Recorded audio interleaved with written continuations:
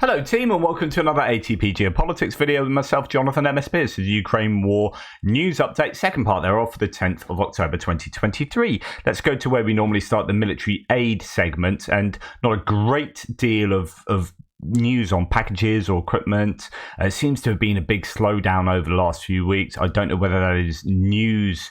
It might still be happening. There might still be bits of kit being given to Ukraine. It's just that the news could have been swallowed up in bigger things happening, or it's just a stage where there is fewer bits and pieces being given and announced to Ukraine. The White House plans to combine aid to Ukraine and Israel into one package in the hope that such a pairing would increase the chance that Congress would approve aid to Ukraine, despite growing opposition from House Republicans. This is quite a clever thing to do, I think, which is, okay, how do we get aid to Ukraine that we still recognise as a massive issue geopolitically, of course. But Israel's come along and there's this whole situation there, and there might be more support from Republicans in Congress for support to Israel. And so maybe if we put it all under one package, and so it's not, they can't pick through, it's all going to both Israel and Ukraine, then maybe that's an easier way for it to get through Congress. I don't know. We'll see, but I think that might be a good idea. And the reason why stuff like this is a problem at the moment. I mean, look at what Josh Hawley says. So here we have a Republican saying Israel is facing existential threat. Any funding for Ukraine should be redirected to Israel immediately, as if Ukraine isn't facing existential threat, and that Ukraine is suddenly not important now that Israel is an issue. So this is a really big challenge for those proponents of a continued aid to Ukraine, like myself. It is such a shame that someone like Josh Hawley is famously the guy, Republican that was all against. I don't want to get into the long weeds here, but the January the 6th insurrection, or whatever you want to call it. He was seen to be in defense of the people that were being had up for that, but he himself was caught on camera running away from that. So, but he's actually not very popular at the moment, even in his own district. I think there's a guy called Lucas Kunze who's a really good Democrat challenger to him. So Josh Hawley is one to watch if you're interested in US politics.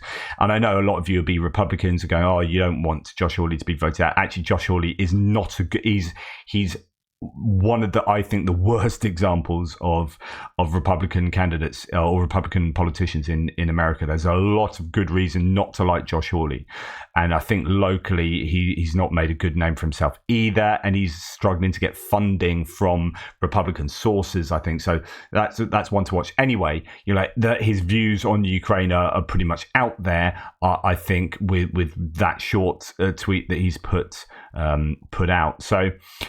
Right, so Ostap Yarish here saying, this is John Kirby, or quoting John Kirby, the National Security Advisor John Kirby: "We are large enough, big enough, economically viable and vibrant enough country to be able to support both Israel and Ukraine. We can walk and chew gum at the same time." This goes back to what Josh Hawley was saying. He also added that there is no intention to put US boots on the ground in Israel. Okay, so going back to more tangible aid, Rheinmetall has received another order for artillery shells as part of the framework agreement with the Bundeswehr, so the German army.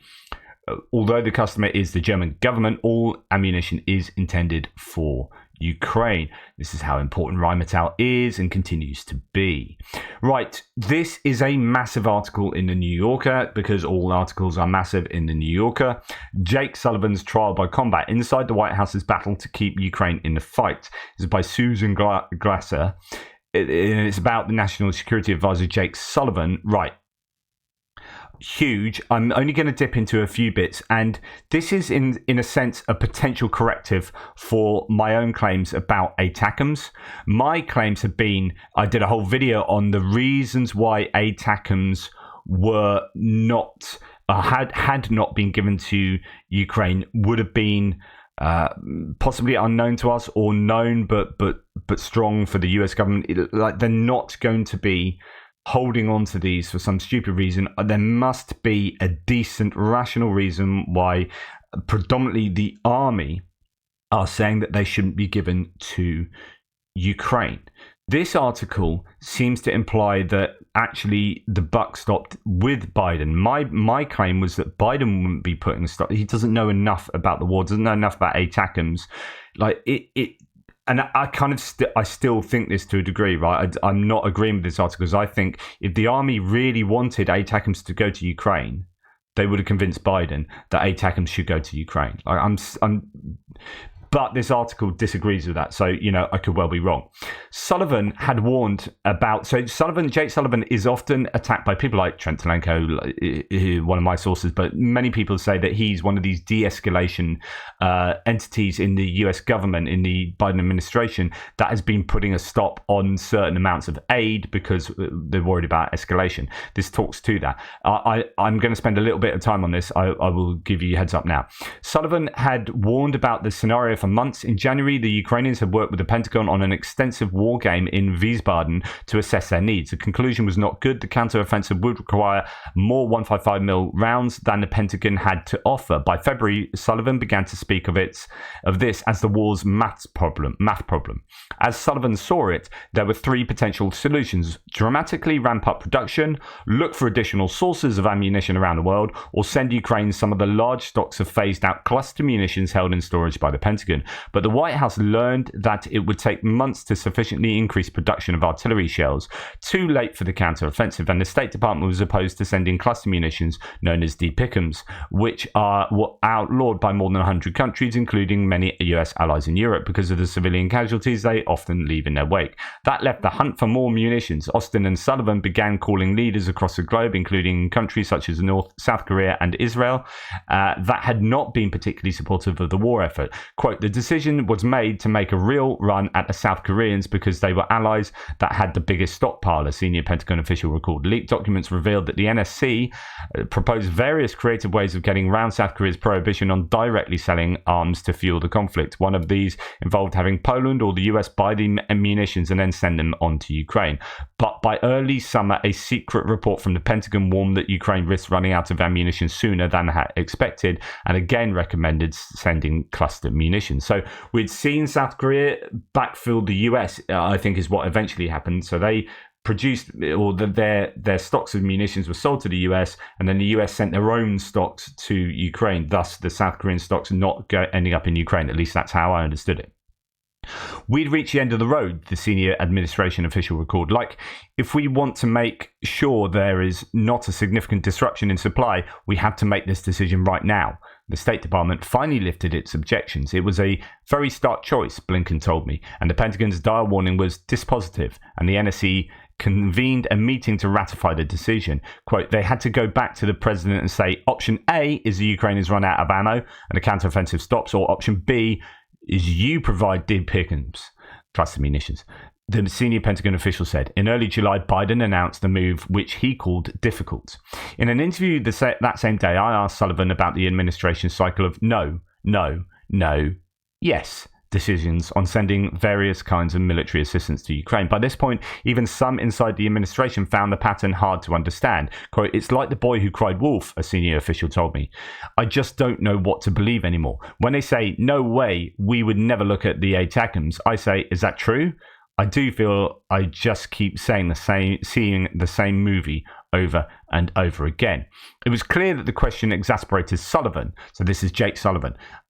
Quote, I think cluster munitions is a different category from F-16s, he told me, which itself is a different category from Abrams tanks. I see the through line you guys are all drawing on the no, yes thing, but actually each of these has their own distinct logic to them. To him, the Abrams tank decision was about sustained unity with Germany. And this is me, as an aside, I think that's probably true. I think that the Abrams was all about getting Germany to unlock the Leopard 2 so that it's not part of any other kind of rationale going on. Sometimes the State Department objective, as in the case of the cluster munitions. Sometimes it was the Pentagon or the president personally, as with the ATACMS. So that, I don't think they mean that was the Pentagon,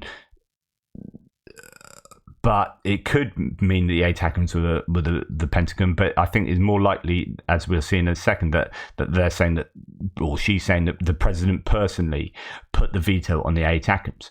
So the ATACMS had become a particular sore point in 2022. Biden had rejected sending them, arguing that to Putin, they would constitute an unacceptable escalation since their range up to 190 miles meant that they could hit targets inside Russia. Quote, another key goal is to ensure that we do not end up in a circumstance where we are heading down the road towards a third world war, Sullivan said that summer. So in the summertime, that was that de-escalation viewpoint. But once the British began providing similar missiles in the spring of 2023, the argument no longer seemed to apply. So what had held us back, the senior Pentagon official told me this summer, was that doing so would, quote, deplete our stocks at a time when we require those missiles for our own contingencies, whether that be Iran or North Korea or China. So here we're getting back to what I was talking about previously, which is these are the genuine military reasons for not sending ATACMS. And that, to me, seems to be the most rational explanation of why why the US administration decided not to send them, because it was a military decision and strategically they needed them unless something else happened. So members of Congress and both parties objected to that reasoning. In June, the House Foreign Affairs Committee passed a bipartisan resolution saying that ATACMS should immediately be offered. When officials had told Crow, so this is a Democratic congressman, that sending the ATACMS would affect the Pentagon's operations plan, his response, he said, was, well, for what future war? The war in Europe is now, and it's being fought by the Ukrainians, so change the goddamn O plan.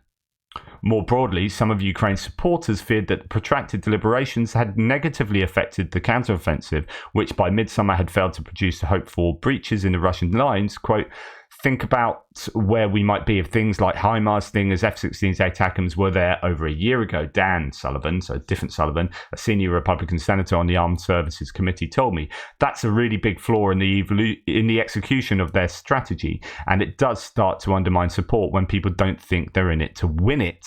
So this idea that the US seem to be wanting to They don't want to win it. They don't want Ukraine to lose it. They just want some protracted draw that degrades Russia completely. And lots of people still advocate for this kind of theory, or not advocate for it, but claim that that's what the US administration appear to be doing.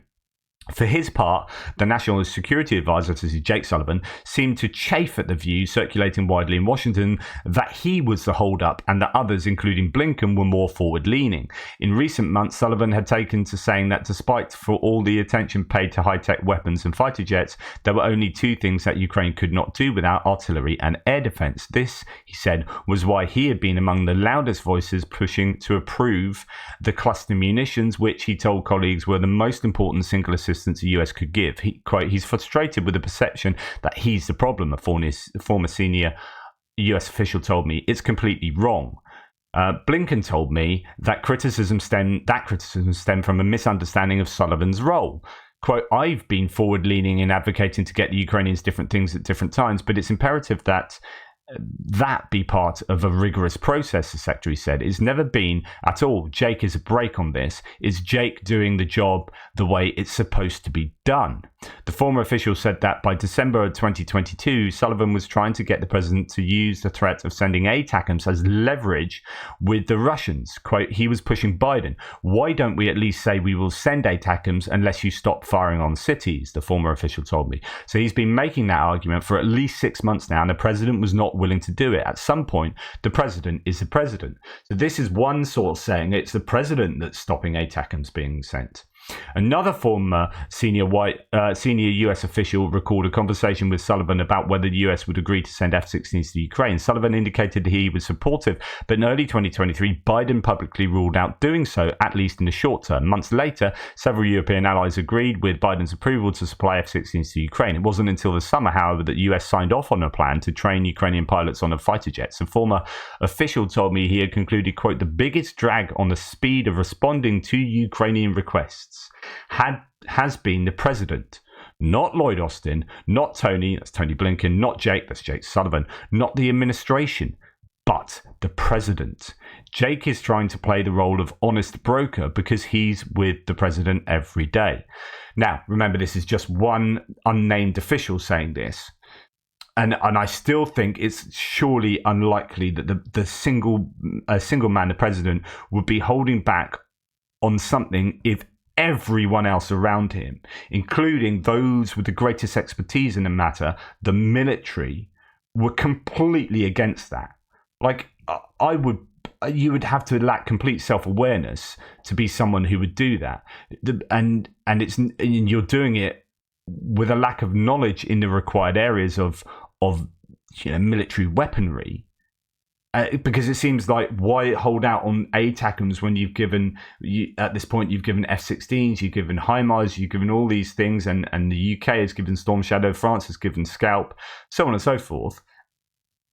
It seems wholly incomprehensible that Biden would hold out on that, but maybe he didn't. Maybe it is down to that one man, Biden. I don't quite know what to think now, but if that is the case, then it's really irrational. Martin Indyk, who served as Obama's chief Mideast peace negotiator, argued that Biden's equivocation had real consequences. They made a big mistake, he told me. They self-deterred. That affected every move. That cautious incrementalism, so bit by bit by bit, which we can now see with the benefit of hindsight, was unnecessary. Indyk, who wrote a book about Henry Kissinger's Mideast diplomacy, recalled a key moment in the Yom Kippur War in 1973, when Kissinger, the national security advisor, was hesitating to send more than 3 C-5A transport aircraft to Israel. Quote, Nixon famously said, Henry, we're going to get blamed and criticized if we send 30 or if we send 3, Indyk told me. So he said, send everything that flies and get on with it. The problem today is that Biden has been more Kissinger than Nixon, Indyk said. We need him to tell Jake, send everything that flies, God damn it, and get on with it. I think it would have changed the course of the war. Interesting. I wonder how history looks back on this moment. And the reason I spent so long on this, because this is super, super important, right? And this is all about, like, Ukraine's success is linked inextricably to the weapons that the US gives and the types of weapons they give, such that other countries give or feel in a position to give those weapons. Think Abrams, Leopard 2. ATACMS could loosen up other countries to give other things. If this is just Biden doing this, then that could be a massive mistake on Biden's part individually. I still think that explanation, what's going on, is difficult, because it means that Biden is just making terrible, terrible decisions. And I know loads of Republicans in my viewership here will be, Biden is stupid, he's old, and blah, blah, blah, and you have a right go because you love to hate Biden, and therefore it's Biden's fault for everything. And then you would accuse me of being a lefty liberal and saying, well, you just want to protect Biden and blah, blah, blah. No, not really, actually. I want to believe what I think is the best explanation of the data. But then I'm always thinking of people, we too often think as individuals as rational actors, and sometimes they aren't. Sometimes they just make bad decisions because they're not rational, right? And so that we need to take account of that. Okay, there's 2 more paragraphs. So in September, shortly before Zelensky made his second, and this is maybe one of the most important ones.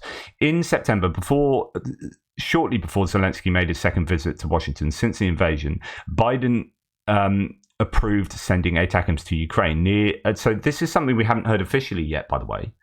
And this article is saying that Biden agreed to send ATACMS before Zelensky got there. And I talked about that, about the timing. They'll wait till Zelensky got back home and then it would leak out, and that's exactly what happened. But they had decided this before. after nearly a year of resisting the idea. American officials, meanwhile, have held 2 rounds of formal negotiations with Ukraine over the terms of the Memorandum of Understanding, Sullivan's Israel model.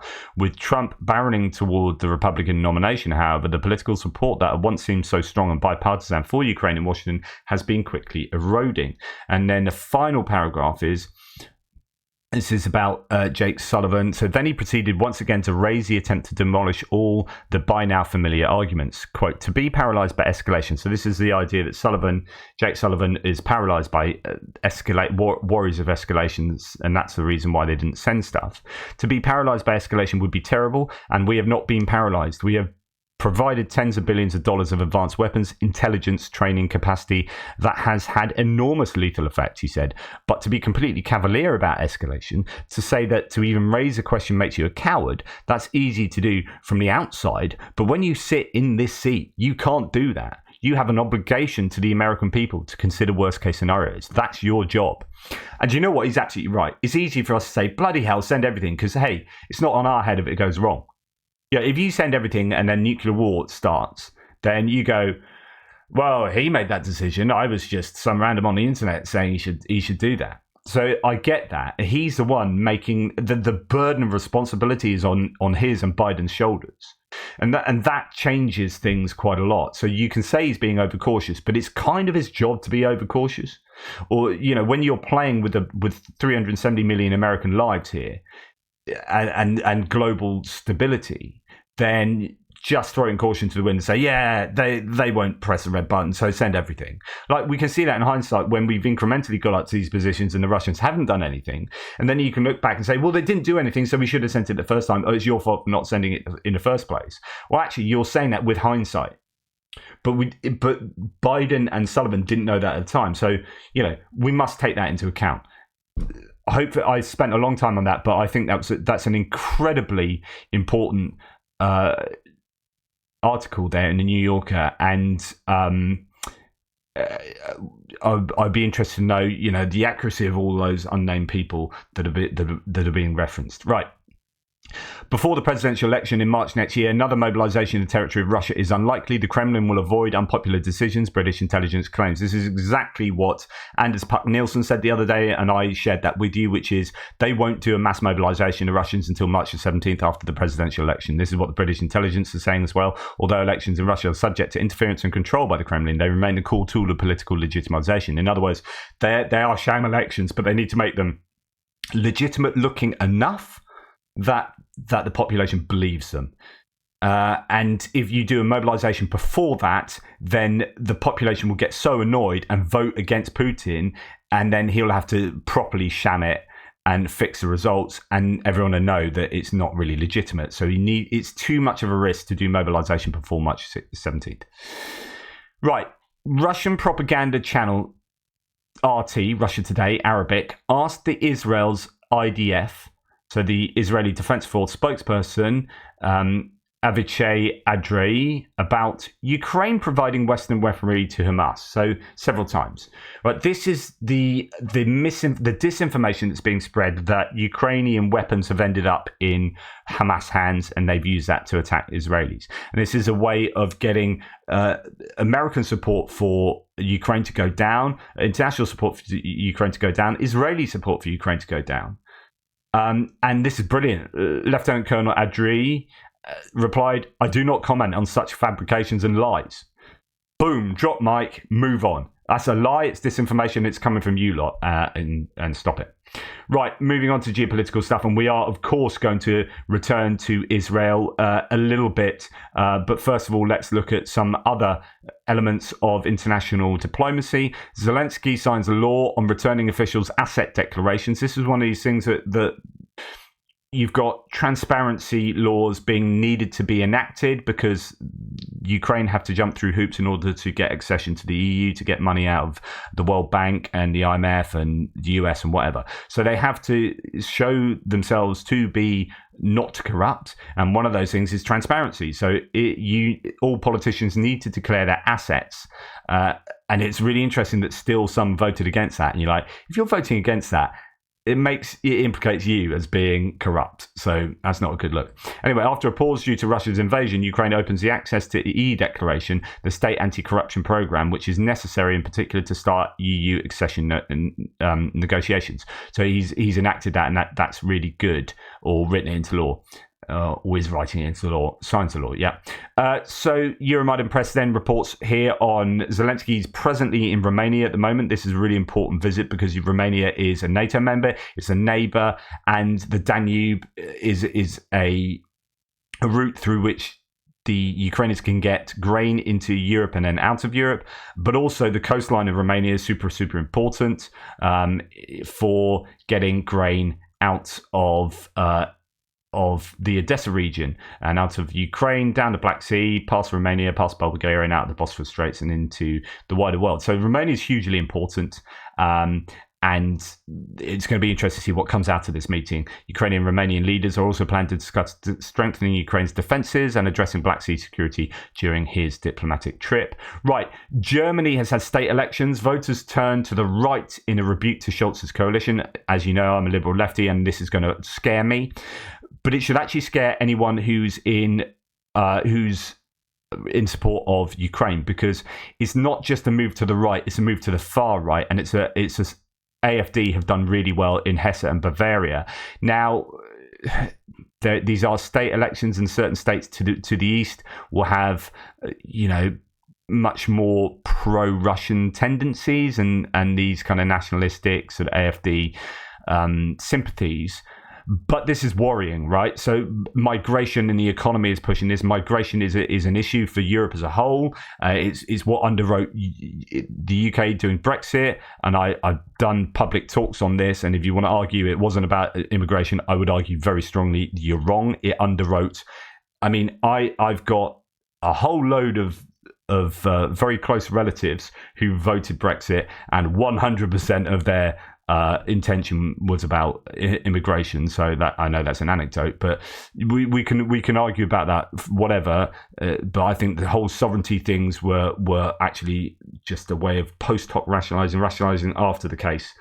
Immigration worries. Immigration is a proper worry, whether it's an issue or not. Like, perception is reality. So people's perception of immigration is a huge challenge for the EU and for countries individually in the EU. And here we have the rise of the AfD. And the problem is the AfD are the party in Germany that are most pro-Russia. And as the SPD and the Greens and the CSU, the Christian Social Union, Merkel's party, or CDU, sorry, as they are losing, the AfD are gaining. It's a zero-sum gain here, obviously, in voting, and that is a gain for Russia, really. And Russia will be fomenting these issues on social media.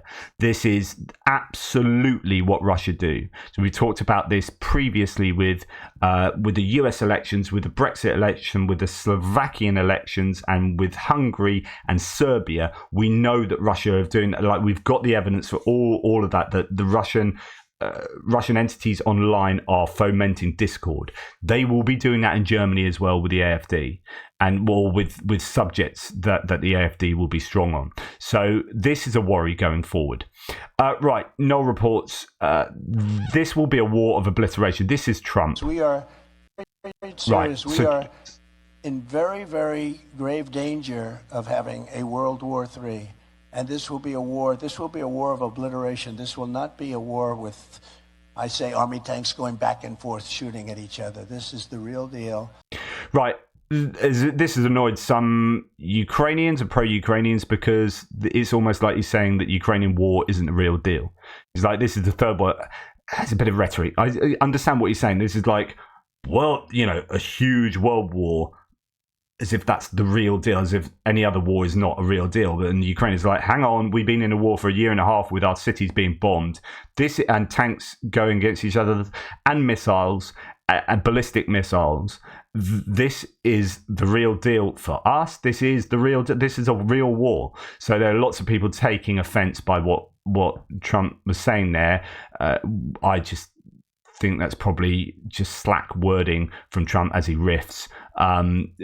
But yeah, I mean, the rest of that speech was anyway, move on. Foreign policy. European officials and experts are concerned that Russia could exploit the chaos surrounding the Hamas attack on Israel, pushing the Kremlin even closer to Iran, which is allied with the Palestinian militant group, writes Jack Detch. So this is the worry within Europe, within political circles in America and the rest of the world. Russia are going to be exploiting this Israeli chaos, and we have that. We've seen that in the propagandists, in the news, and there's absolutely no doubt about that. It's worth remembering that what is taking place in Gaza as a response to this. So you've got the Machiavellian idea of like, you either completely destroy someone or you go for complete conciliation. You don't go somewhere in the middle, and that's why the Second World War happened, because after the First World War, Germany wasn't completely crushed, or it wasn't completely brought on board. It was kind of a bit in the middle, and so they were able to regrow and then come back and do World War II, right? So Israel know that, and this attack from Hamas has been so horrific that they've gone, right, we are going to smash the bejesus out of Hamas, out of Gaza. Now, the ramifications of that, unfortunately, are you're going to turn a lot of Palestinians who are not Hamas or might not have been pro-Hamas against Israel. Because, unfortunately, this is the ramification. I mean, this is Gaza Strip.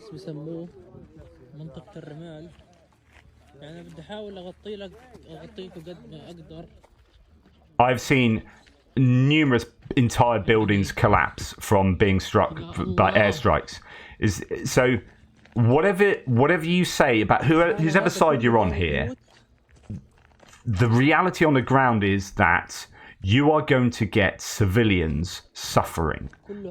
You are going to get whole areas of a city, of the Gaza Strip, absolutely mullered. And the people that lose out the most, unfortunately, are the civilians there. Now, I'm not saying they shouldn't have done that. I'm just saying that, there are real consequences. So here's a Palestinian in Gaza. During war times, all the neighbors, they just leave their door open, so you can just enter your neighbor's house. It's okay. For my neighbors, they didn't evacuate as well. They have their windows down. Here are their windows. And here is the family. They're gathering all together, also in a place far away from the window.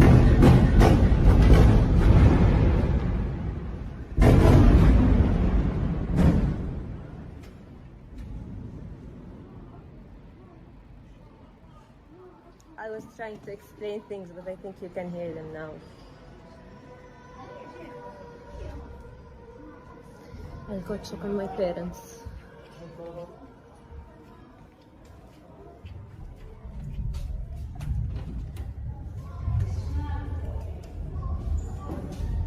Now, we're inside the house right now, and literally we can't breathe. That's the view from the window, and I can't keep it open. The view, you can't see anything because it's all dust. The view from the balcony. There is literally no view. You can't see anything. So the point is that it's terrible, right? And what Israel are doing in hitting hard, in going to the completely crush Hamas, might have very dire consequences in creating an absolutely catastrophic humanitarian crisis. And in that, people lose aspirations. They lose the ability to have a job, to do things that you and I do on a daily basis, right? And so they turn in desperation to people like Hamas. And so this then starts this cycle of escalation that might be counterproductive, but it might also be the only way Israel can react to such a horrific thing. And so it's just, as I've said, it's a massive hot mess. I mean, just all the tunnels going through Gaza area. This isn't a barrier. This isn't like a handrail. These are multiple launch rockets and that's where they're keeping like a lot of their weapons deep underground, so you can't hit them. So yeah, just I thought I'd show you that, and that's that. Those are the rockets they send, etc., etc.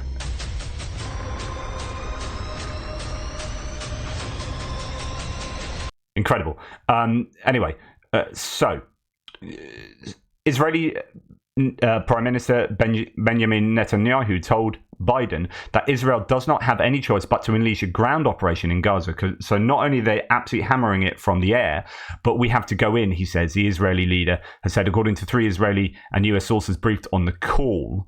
Hamas has fulfilled the goals of its operation in Israel and is ready for dialogue, Hamas member Musa Abu Marzouk, in an interview with Al Jazeera, has said. Now, they are calling for a ceasefire, but of course they're being absolutely hammered, so they're going to be calling for a ceasefire, and Israel are not up for a ceasefire. So Hamas claims they did not kill civilians in Israel. Hamas argues that every person from child to granny in Israel was or is or will be an Israeli soldier. This is hugely problematic reasoning here. Thomas Tyner, who's well against Hamas and Palestine, basically, or at least Hamas. Let's reverse the argument. Everyone in Gaza is Hamas. No civilians there. What do you think Hamas will say to that? So that kind of reasoning from Hamas invites Israel to say, okay, we'll just destroy the entirety of the Gaza Strip and 2 million people will die, because on your own reasoning, they are Hamas. We didn't kill civilians. So it's really dodgy reasoning from Hamas there. The European Commission is putting its full development portfolio for Palestine under review with almost 700 million euros. All payments are suspended immediately. All projects are put under review, and all new budget proposals, including for 2023, are postponed until further notice, says Oliver Valheri. However, the EU withdraws an earlier statement on suspending aid to Palestinians. There will be no suspension of payments, the European Commission said in a statement. At the same time, the EC will revise the procedure for granting EU aid to Palestine. Quote, the purpose of the review is to ensure that no EU funding has helped any terrorist organisation to carry out attacks. Earlier, Borrell criticised European Commissioner Vaheli's statement, saying suspending payments is a punishment of the entire Palestinian people and would harm the EU's interest in the region and would further strengthen the position of terrorists. Right, this is a super important point. All A are B, but not all B are necessarily A. So all pigs are animals, not all animals are pigs. All Hamas are Palestinians, but not all Palestinians are Hamas. That distinction is so important that it underwrites so much of what's going on.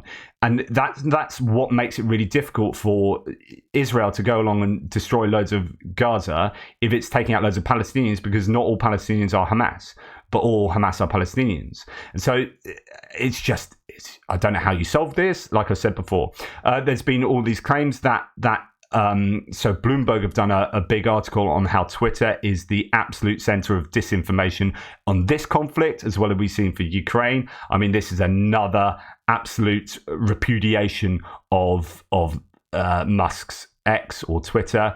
It was a test for Twitter and it failed. And indeed, you got other people claiming misinformation on the conflict going on. Here's the claim that a church got blown up, but it didn't get blown up. And, there's just be careful out there, guys. There's a lot of disinformation. Right. Russian propagandist Skabayeva gloats that media attention is now on Israel. She thinks it will mean a decrease in support for Ukraine. If Skabayeva is hoping she and her war crimes will be forgotten, she's in for a big surprise. So that is what the propagandists are looking towards. Russian media. Now, whose side of Russia on? Well, Palestinian president is to visit Moscow. Abdel Haif Nofal, Palestine's ambassador to Russia, reportedly said that the plans for President Mahmoud Abbas's visit are underway, but the date has not yet been set. So we are starting to see this axis develop of Iran, maybe Palestine, certainly Hamas, Russia, possibly China. You've got that axis, and you've got the West and Ukraine and the EU and the US. It's cementing itself a little bit at the moment. Now, the kind of this false equivalence between what's going on in Ukraine and what's going on in Palestine or in Gaza is absolutely it's out there. The false equivalence is there. It's just a fallacy. So here we've got Robert Carter, who's a bit of a so he's a journalist and researcher, but he is very much sort of pro Palestine. What I think every time someone gets angry at what Gaza did in retaliation, quit being hypocrites. Now, this is bad reasoning. So Hamas, when I have seen some absolutely horrific footage, don't go and look for it, as I've said before. Now, the 4-piece music festival of civilians, Hamas went and just massacred civilians. They went in to another country and massacred civilians.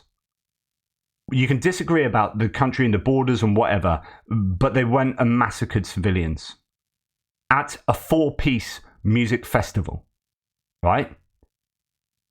260 at least, I think. Bodies of over 100 were just wheeled out. Yes, it was horrific, right? And some of the footage and some of the testimonies of what happened were horrific. That is not the same as Ukraine attacking tanks because the Russians have invaded their country. This isn't what's happening. Like, you don't have Hamas attacking tanks. You did have that a little bit, but you had Hamas attacking music festivals. And I won't talk about it actually, but I've seen some horrific footage of just murdering civilians in their cars or walking around the roads. Just horrible, horrible stuff. That is terrorism. What Ukraine have done is self-defense, is not terrorism. They have not done terrorism. So this is a false equivalence, and it doesn't help because the Palestinian nation state, there is justification for a 2-state solution to this. Like Palestine, you can't just stop Palestinians existing, right? They exist as people and they want a nation state, right? So unless you murder 2 million people in Gaza right now, which would be absolutely horrendous, you are going to have a solution. There has to be a compromise. And somewhere in the middle is a compromise where neither side is going to be totally happy, right? But that's what compromises are. There is no other way out of this other than a compromise. So there needs to be an understanding that these people, Palestinians, have a right to exist and a right to self-determination. Okay. But this doesn't help. Hamas don't help. As this guy, an Iraqi Muslim here says, I want to make one thing clear. I stand with the people of Palestine, but do not support Hamas. All Hamas are Palestinians. Not all Palestinians are Hamas. Remember that. I don't go and look at a BNP, British National Party, like the fascist British people, and say, look at that and go, all humans are disgusting. I look at that, or I look at a mugger and just extrapolate that all humans are disgusting based on that one human action. All muggers are humans, but not all humans are muggers. So for me to extrapolate the actions of one human onto all humans is a fallacy. You're not justified in doing that. So to extrapolate onto all Palestinians the actions of Hamas is a problem, and we shouldn't do that.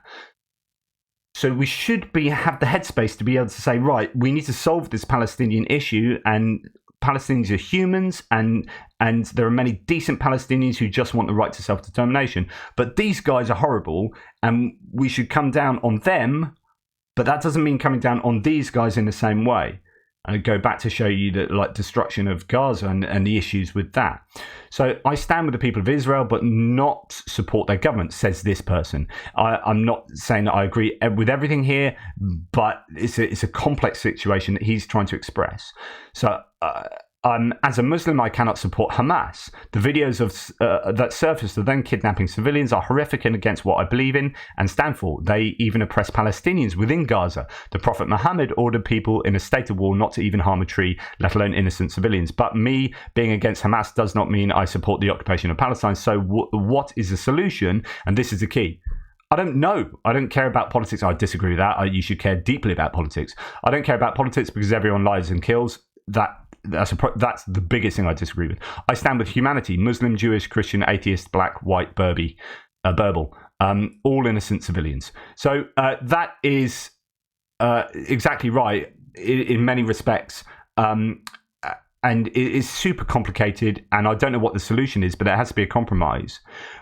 But know that going in and, you know, making places rubble like that, whilst it can be justified in saying we need to completely crush Hamas, you are also going to be crushing other innocent civilians in large numbers, and that may act to get growing support from Hamas, not only there but abroad as well. So if you see images of that, then you're going to have lots of people going, oh, Israel have done terrible things. So it's really difficult. I'm not saying that was either right or wrong what Israel have done there, just that it will have consequences, and the law of unintended consequences may mean that those consequences outweigh the gains they make by doing that. I don't know. It's too early to say. It's really complicated. I'm going to do a separate video on all A or B, but not all B or A, because I want to talk about that at greater depth. But anyway, that's a much longer news piece than I wanted, but there's just a lot of important things to say. Hope you appreciated what I said. If you don't, let me know. And if you do, let me know too, I guess. Thank you so much. Take care. Speak soon.